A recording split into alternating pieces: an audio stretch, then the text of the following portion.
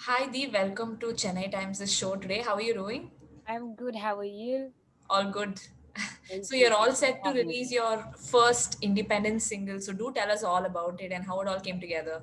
Yes. So the song is called Enjoy Enjaami, and Adivu has written it and he's performed in it, and it's produced by Santosh Narayanan and Maja. They manage me. They're producing my album, and my album is in English. So we wanted a song in Tamil before the album releases, and I don't yet write in Tamil. But so I write in English. So we wanted a song in Tamil specifically, not a bilingual song, but we wanted it to be in Tamil. And I mean, Adiba is the best. So and Adiba is, and we always wanted to collaborate. We wanted to work together. So I think it just happened. It all just kind of happened. Um, it just happened in this project. And yeah, so I think they wanted me to do a song, and then I was like, and we were like, we need to do a collab, we need to do a collaboration, and then this happened, and then and that's how Enjoy Enjami happened.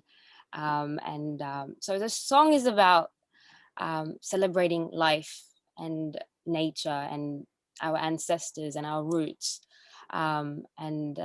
It's really really special to me and to all of us, just because it's um, there's I mean, even when we were doing the song, it just we had it's such a like we had a lot of good vibrations. We just felt it just brought us a lot of joy, and we wanted it to celebrate being together, being one, and being and life isn't just human, right? So we wanted that to be highlighted as well. So yeah, so I mean, um and if you know Manigandan, director Uncle Manigandan, he it's his philosophy that kind of inspired this song. So I think, yeah, so I fun celebratory song. And for me, when every time I hear it, I feel like I just want to dance. I just want to kind of like, it makes me feel that way. So I hope it makes other people feel that way too, because I guess that's the idea, right?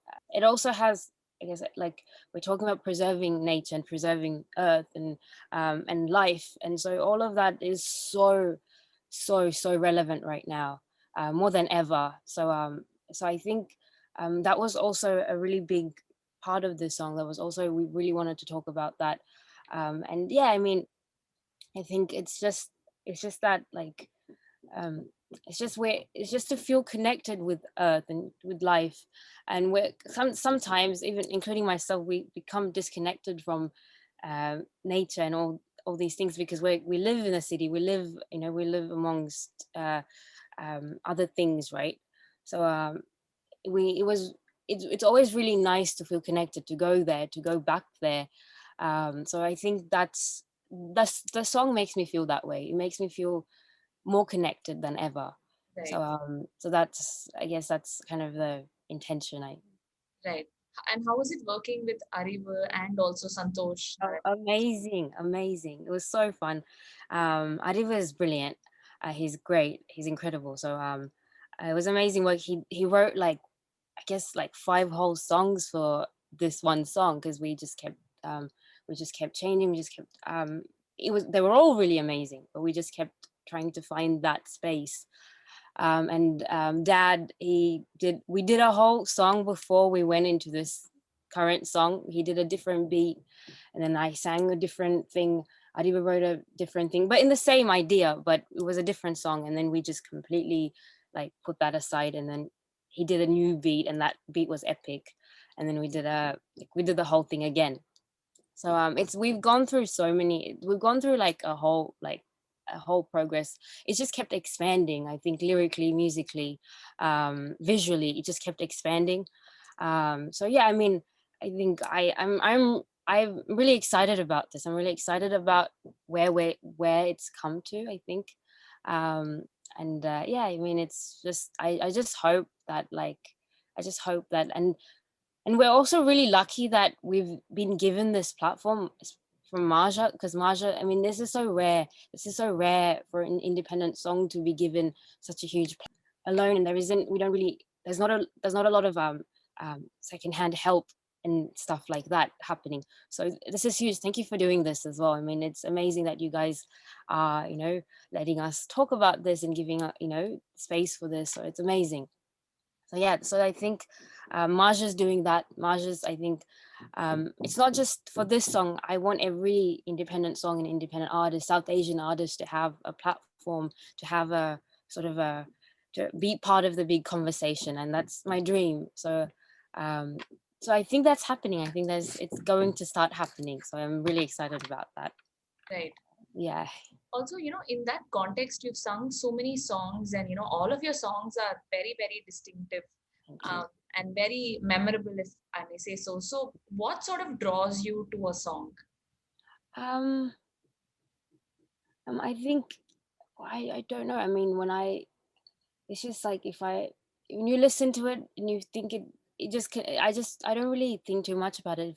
If it feels like, if it feels nice, and if it feels like if it feels soulful and honest, I generally like it. When it's honest, I generally really like it. I think that might be the thing.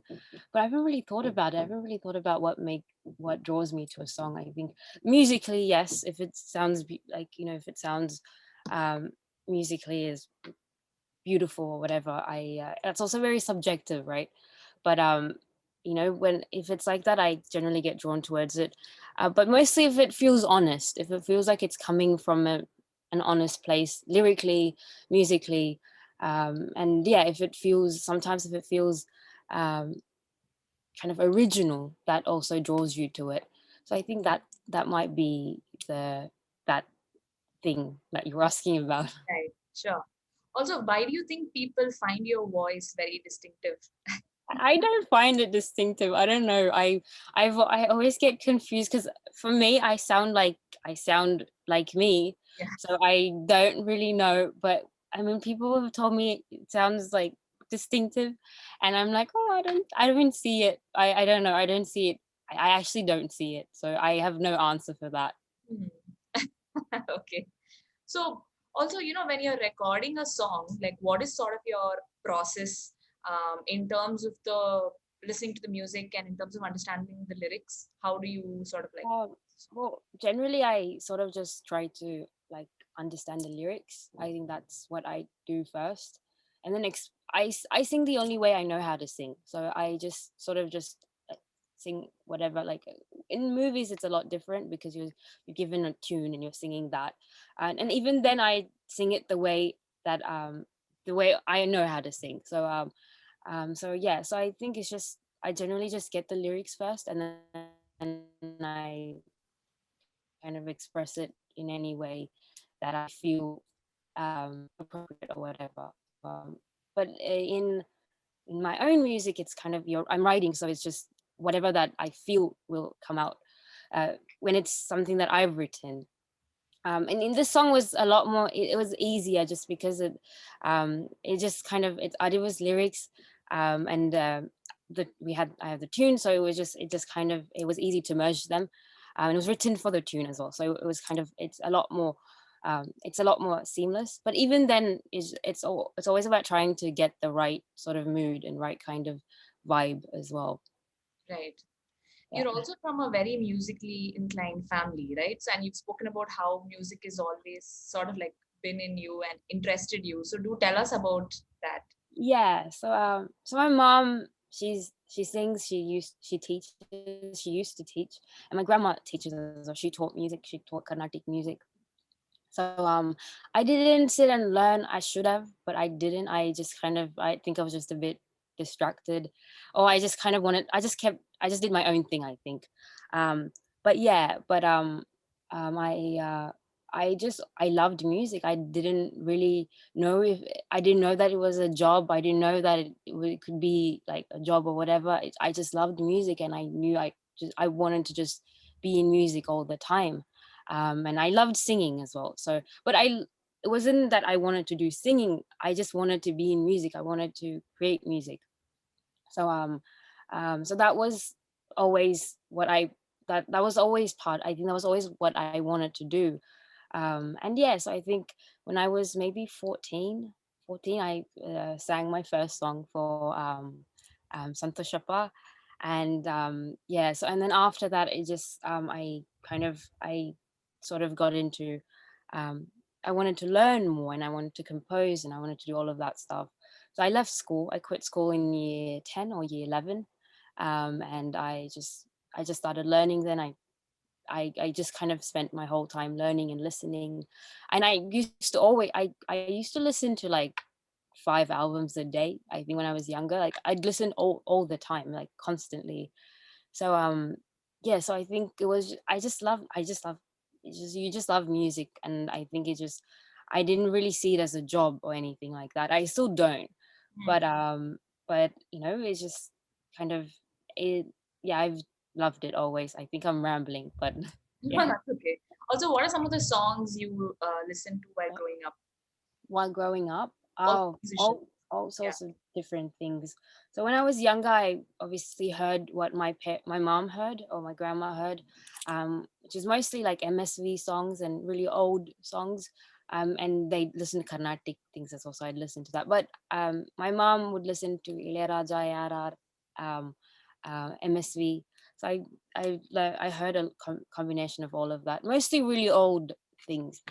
And then I listen to everything. I listen to rap, um, hip hop, obviously, and jazz. I love jazz, so I listen to everything that feels interesting and feels good. I listen to it. So And any particular sort of musicians that were influential during your growing oh years? yes, Yeah. oh yes. So Ella Fitzgerald, I love her. I'm obsessed with her. Nina Simone. I like Santosh Narayanan, who's obviously huge influence. Who else? Kendrick Lamar. I like Billie Holiday. So I've got a few bunch of people, but this is like my main, I guess, my main sort of Right. influences, I guess. Yeah. And what about in Tamil? In Tamil, MS. Mm. I like PB Srinivas.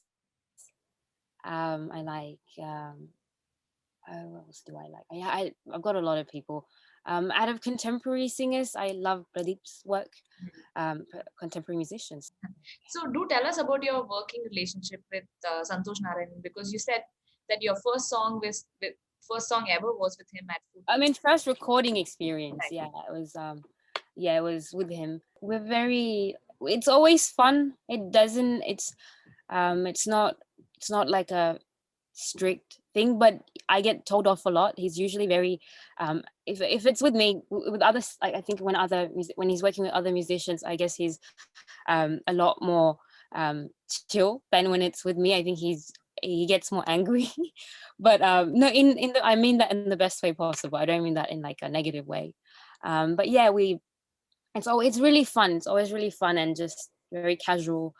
And yeah, I mean and it's when he calls me to sing, um, it's usually sometimes for it's only when it's when he thinks it specifically requires me. So and I'm always like I feel very like honored and excited if he when he calls me to sing, just because it's amazing, right? um like it's amazing that like my favorite musician I get to work with one of my favorite musicians in the world. And I get to work with him and I get to see him work. So I always think that's like my biggest blessing. So yeah, I mean it's amazing. Right. Also, let's talk a little bit about your songs. Starting with Rowdy Baby, because it recently hit like 1 billion views on YouTube. So, did you ever think that the song would have such a reach when you recorded it? Not this big. I mean, it was really catchy. It was so catchy. So I was like, yeah, I mean, it's catchy. But not like a billion big. No, I mean, I generally don't think about like when it's out. I don't really think about that. But no, not a billion. But I'm not surprised because the video is so beautiful and the song's really catchy. So yeah, I mean, yeah, I mean, it's awesome. Do you think, YouTube has sort of become like the yardstick for a song's success today? Yeah, yeah, yeah. I mean, yes.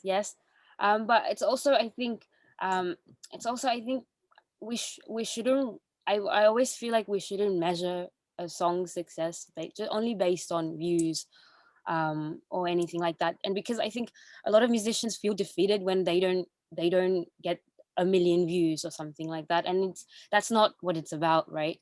It's not at all about that. So and also a lot of these things are also can be manipulated as well. So I think it's very important that we don't measure our kind of self-worth or success or whatever on these things. So yeah, I mean, I it is definitely obviously it's obviously a measure. People measure success based on views and stuff, um but I don't think it's not something that we should think too much into. Yeah. And do tell us about Kartapali and how uh, was recording that song. It was that brilliant. was a really actually it was a really really fun experience, because Auntie Sudha, who's the director of the movie, I love her. She kind of gave me my first big opportunity, if you could call it that. um and she I love her, so she's just I was so happy to be singing for her again. And GV was so kind and so sweet, and it was just a really fun experience. I wasn't as nervous as I usually am, just because it was a really comfortable environment. And yeah, it was really fun. It was a really fun experience. And then I sang the Telugu here. I sang the Telugu at, because it was during, I think, COVID. So I kind of sang it. I recorded it on my own, but Kartupaile was recorded in GV's. I mean, it was recorded.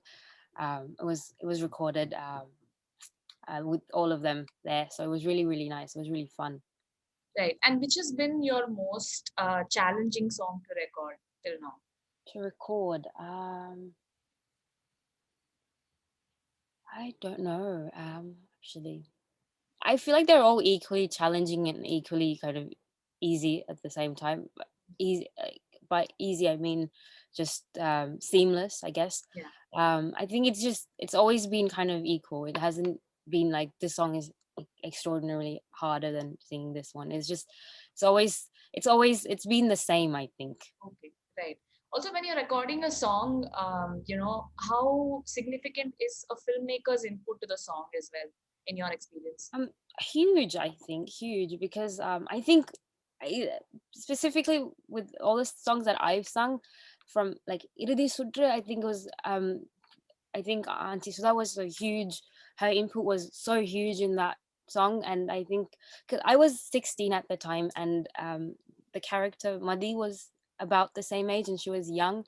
So she kind of wanted, and she was also a very like, very laid back, very chill, very cool character, right? So and she's not traditionally, how do I say this? She's not like traditionally girly, is that the word to use? I mean, I don't know. She's so um so yeah, so I think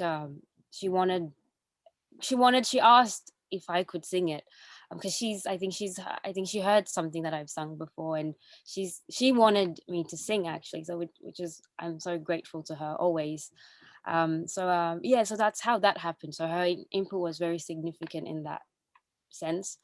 Right. And yeah, so I think most of the songs I've sung, the filmmaker plays a huge role in it as well. I get the inputs as well a lot.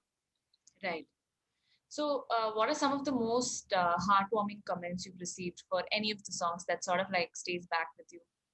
I don't know. It always like I get really like, I get all warm and fuzzy every time someone says, I like listen to your song before I go to bed or something like that. That makes it, because I listen to all my favorite songs before I go to bed. So I feel like that's like a big privilege, like to be in someone's like playlist that they listen to before they go to bed.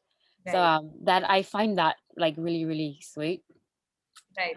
And yeah, I mean, like every anything that people say that is nice, I get really excited. I get really it's heartwarming.